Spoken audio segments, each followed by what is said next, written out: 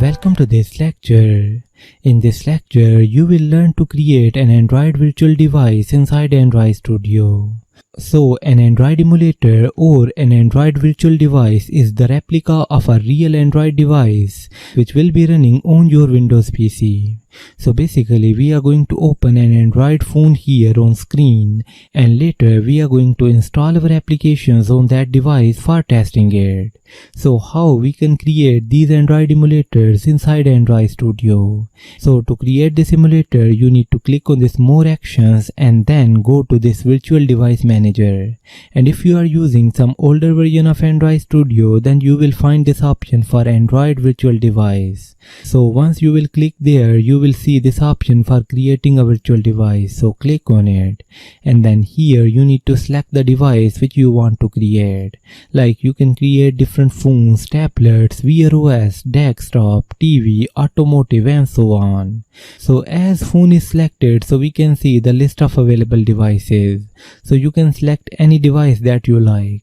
Like I will gonna select this Pixel 7 Pro and then press next, and here you need to select the Android version which you want to install on that particular device. So for now, as the stable version is Android 14, so we are going to download this Android 14, and to do that you can simply click on this download button and this download will gonna start.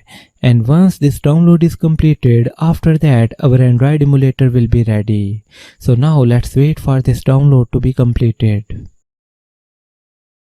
So now the Android version is downloaded, so click finish, and after that you can select the downloaded version here which is Android 14 and then press next, and here you can select the orientation of your device and then click finish, and our new Android emulator will be created, and there you can see this emulator.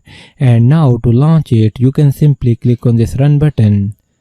So now the emulator which we just created is launched, and you can see this Android device here, and it has a lot of functionality which is similar to your real Android device. And while building our mobile applications, we can install Android applications on this device and then we can test them, and we are going to do this thing later inside our course.